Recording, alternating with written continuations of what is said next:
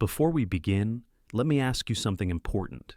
Have you ever noticed that some people in their 70s seem calm, steady, and clear-minded, while others feel constantly tired, tense, or overwhelmed? After more than 30 years working with adults over 50 here in the United States, I can tell you this. The difference is rarely luck, and it's rarely genetics alone. Your body has been sending you signals for years, through your stress level, your sleep, the way you walk, and even the way you think about aging itself. In this video, I want to share 10 signs I've seen again and again in people who don't just live longer, but live better after 70.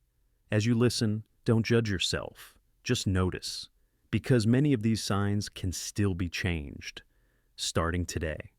1. Ability to manage stress and emotions. You know, after more than 30 years working with patients over 50 here in the United States, I've noticed something that surprises a lot of people. The ones who live longer aren't necessarily the ones who had easier lives. But almost all of them share one thing in common. They have learned how to let go of stress instead of carrying it everywhere. I once had a patient. He was 72 years old. Medically speaking, nothing about him was perfect. His blood pressure ran a little high. His knees weren't great. But emotionally, he was remarkably calm. One day he looked at me and said, "Doctor, I just don't have enough time left to stay angry." That sentence stayed with me. Chronic stress doesn't just live in your thoughts. Science shows it actually creates inflammation in the brain, disrupts sleep, weakens memory, and increases the risk of depression and dementia as we age.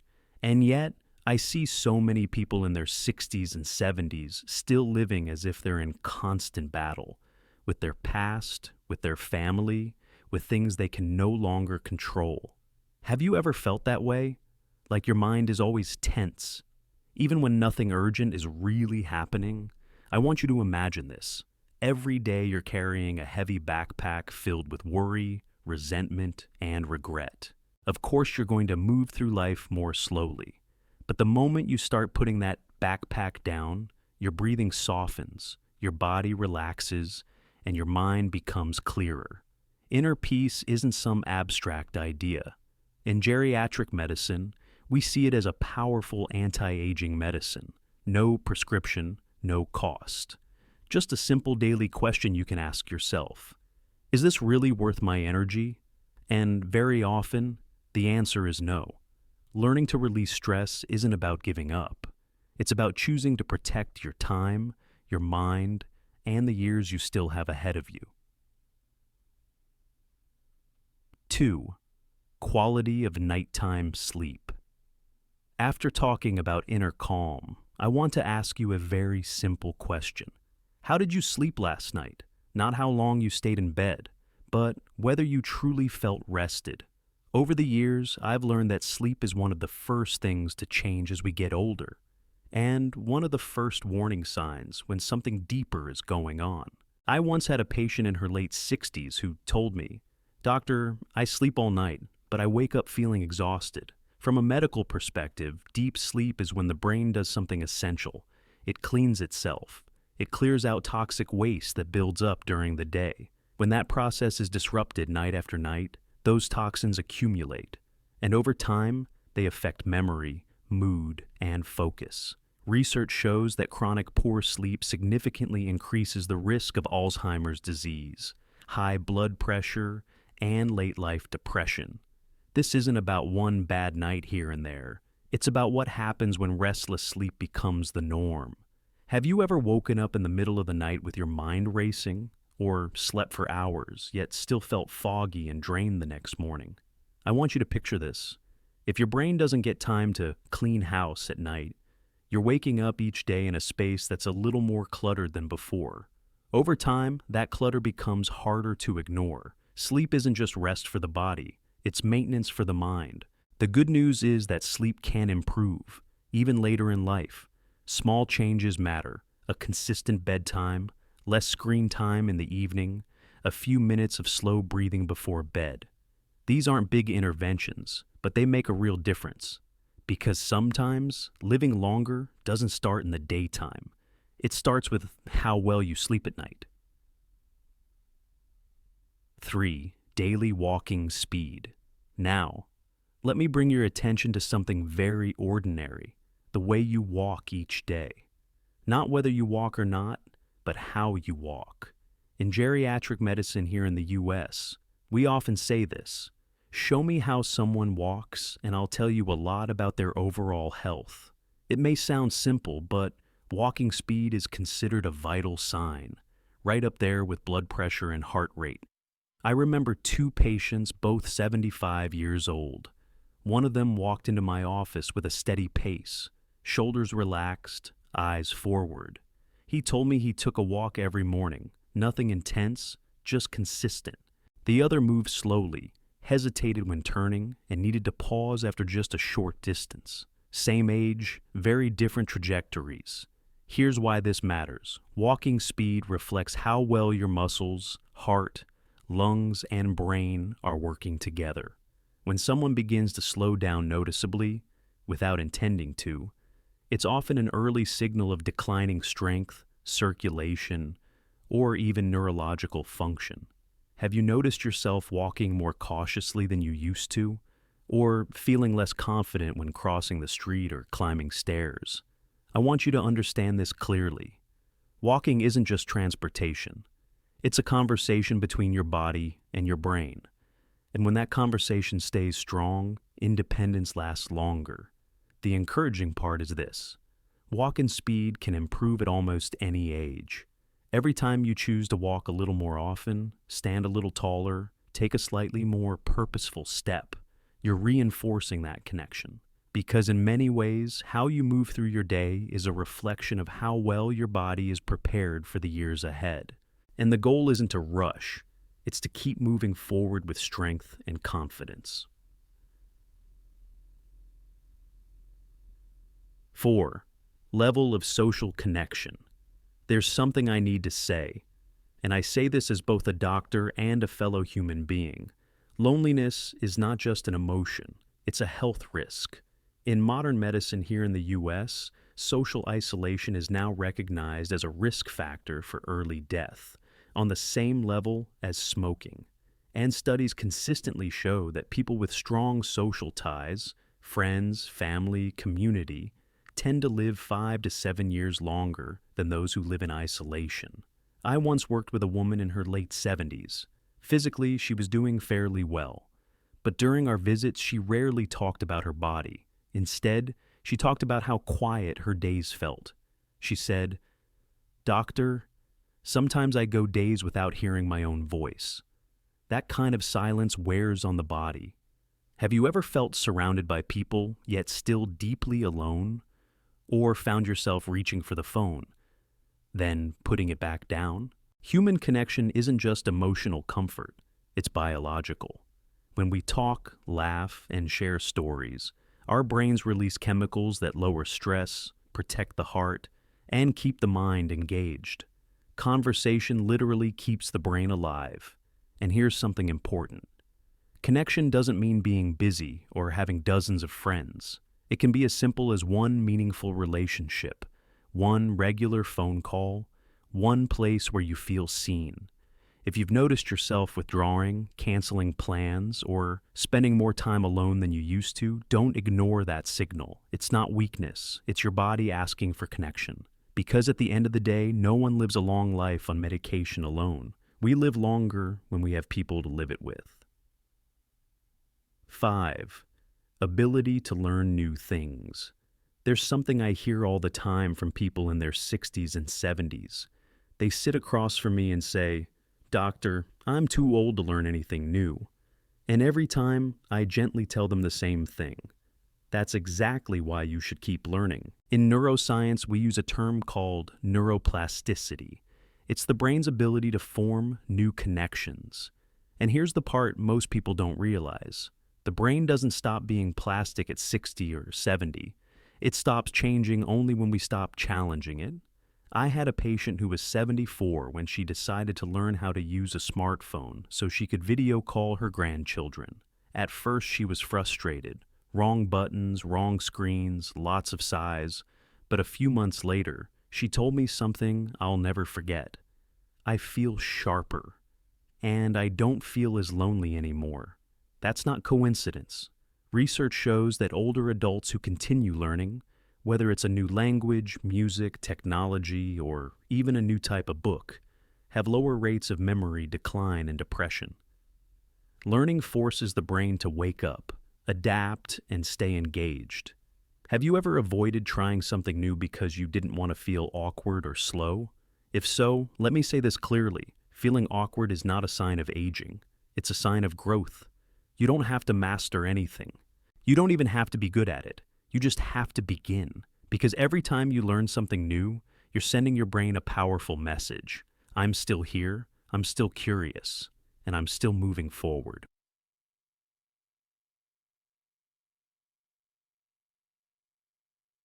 6. Grip strength. I want you to try something right now. Gently squeeze your hand into a fist. Not to test your strength, but to listen to what your body might be telling you. In geriatric medicine across the U.S., grip strength is one of the most reliable predictors of overall health and longevity. In fact, in many studies, it tells us more about long-term outcomes than weight or body mass index. I once saw a 78-year-old patient who told me he felt fine, except that opening jars and carrying grocery bags had become harder. Small things, easy to ignore. But when we measured his grip strength, it was clear he was losing muscle throughout his body, not just in his hands. Here's the important part. Weak hands usually mean a weaker body overall. Loss of muscle mass increases the risk of falls, fractures, and loss of independence. And falls, especially later in life, can change everything. Have you noticed everyday tasks becoming more difficult than they used to be? Twisting a lid, holding a bag, gripping a railing? If so, don't dismiss it as just aging. Muscle loss is not inevitable. Even after 70, muscles respond to use at almost any age. Simple, consistent exercises, squeezing a rubber ball, light weights, carrying manageable loads, can rebuild strength. Every time you strengthen your grip, you're doing more than protecting your hands. You're protecting your balance, your mobility, and your independence. Because sometimes the way you hold on today is exactly how you hold on to the years ahead. 7. Appetite and nutrition. Let me ask you something very simple. When was the last time you truly enjoyed a meal, not eating because it was time, not eating out of habit, but eating because you actually wanted to? Over the years, I've learned that changes in appetite are often one of the earliest warning signs in older adults, especially when it comes to mental and emotional health. I once had a 73-year-old patient who said quietly, "I'm not hungry anymore. Food just doesn't matter much." That wasn't about food. From a medical standpoint, eating well, especially getting enough protein and essential nutrients, is critical for maintaining muscle, immune strength, and energy. When appetite fades and meals are skipped, the body begins breaking down its own muscle, and with that comes weakness, higher risk of falls, illness, and slower recovery. But here's what many people don't realize. Long-term loss of appetite is often linked to hidden depression or early cognitive decline. When the mind grows tired or disconnected, the world loses its flavor, including food. Have you ever opened the refrigerator, looked inside, and felt no interest at all? If that sounds familiar, it's not something to brush off. Eating in later life isn't just about calories. It's about engagement, choosing foods, preparing meals, sitting down, and taking time to enjoy them. These small rituals send a powerful message to both body and brain. Life is still worth savoring, because sometimes longevity isn't measured in years alone. It's measured in how many meals you still want to sit down and enjoy. 8. A sense of purpose in daily life. There's a question I often ask my older patients, not as a medical test, but as a window into their lives. I ask them, what gives you a reason to get up in the morning? In mental health, we call this purpose in life, and research here in the U.S. consistently shows that older adults who feel a sense of purpose have significantly lower mortality rates, even when they live with chronic illness.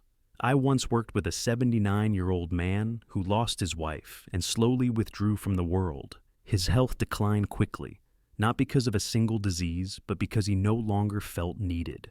Then one day, almost by accident, he started gardening. He grew vegetables, shared them with neighbors, taught his grandchild how to care for plants. When he came back to see me, he said, "Doctor, I'm too busy to feel sad anymore." That wasn't luck, that was purpose. Purpose doesn't have to be grand. It can be caring for grandchildren, volunteering, tending a garden, walking a dog, or revisiting a passion you once set aside. When you have something waiting for you, the brain releases chemicals that increase motivation, reduce depression, and help you stay resilient. Have your days ever started to feel the same, one blending into the next? If so, I invite you to ask yourself, what small thing could give tomorrow meaning? Because after 60 or 70, living longer isn't just about adding years. It's about waking up with a reason and feeling that your presence still matters. 9. Balance and stability. Before we move on, I want you to try something simple. Stand up and lift one foot off the ground, just for a moment, about 10 seconds.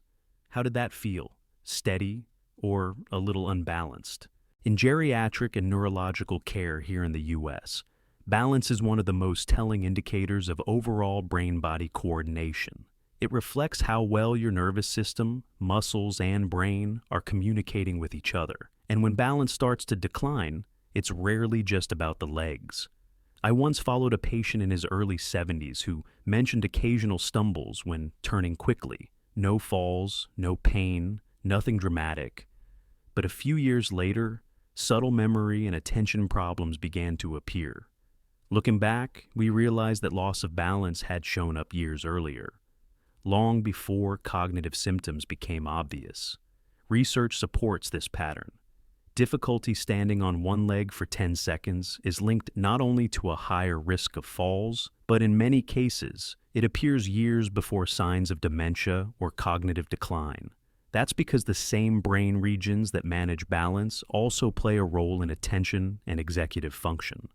Have you noticed yourself reaching for furniture when getting dressed, or feeling less confident when turning or stepping onto uneven ground? These small changes matter, and they deserve attention, not fear.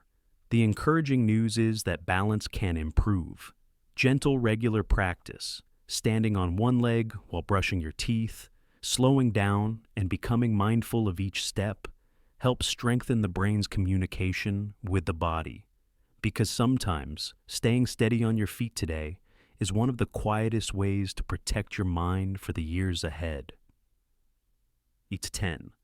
Attitude toward aging and death. There's one topic many people avoid, even in the doctor's office, and that is aging and death. Not because of pain, but because of fear. I once asked an 80-year-old patient a very gentle question. "What worries you the most these days?" She paused for a long time, then quietly said, "I'm afraid of getting old, and I'm afraid of how it all ends." That fear is more common than we admit. In psychology, we call the ability to face this reality with calm acceptance, aging acceptance, and research shows something powerful. People who accept aging as a natural part of life, rather than fighting it with fear, tend to experience less anxiety, less depression, and longer life expectancy. When someone constantly resists aging, fearing wrinkles, weakness, loss of control, their body stays in a state of tension. Stress hormones remain elevated, sleep suffers. The mind never truly rests. But I've met many older adults who say to me, "I know I'm aging, and I'm okay with it." And there's a quiet strength in them that's hard to miss. Have you ever felt uneasy when thinking about the future, or tried to avoid conversations about aging or death altogether? I want you to imagine this. Aging is not an enemy chasing you. It's a stage of the journey, and how you walk into it determines whether you carry fear or peace. Acceptance doesn't mean giving up. It means understanding that every season of life has value. When you stop spending energy fighting time, you gain more space to live fully in the present. Because in the end, living longer isn't about fearing death. It's about living deeply, even while knowing every journey has its final chapter. Final message, a doctor's closing perspective. Before we end, I want to leave you with one thought, something I've learned after decades of caring for people in their 50s, 60s, and beyond. Longevity is not written by genetics alone. Genes may shape where you begin, but how you live each day determines how far you go. I've seen patients with multiple chronic conditions who remain sharp, engaged, and emotionally grounded well into their later years. And I've seen others whose medical charts looked fine, yet their vitality slowly faded. The difference, more often than not, had very little to do with prescriptions, and everything to do with how they thought, how they connected, and how they chose to live. After the age of 70, caring for the body is still essential, but caring for the mind becomes just as important. A calm, purposeful mind supports better sleep, stronger immunity, and even slower disease progression. When you nurture your mental and emotional health, you create an internal environment where the body can function at its best. So, I invite you to ask yourself, gently and honestly, am I living my days in constant worry, or in presence? Am I simply getting through time, or truly living within it? Aging is not a waiting room for the end. It can be one of the deepest, most meaningful chapters of life, if you allow yourself to slow down, reflect, and stay connected to what matters. If there's one message I hope you carry with you after this video, it's this: taking care of your mind today is one of the most powerful ways to extend not just your life, but the quality of every remaining year. Thank you for spending this time with me, and remember, it's never too late to live well.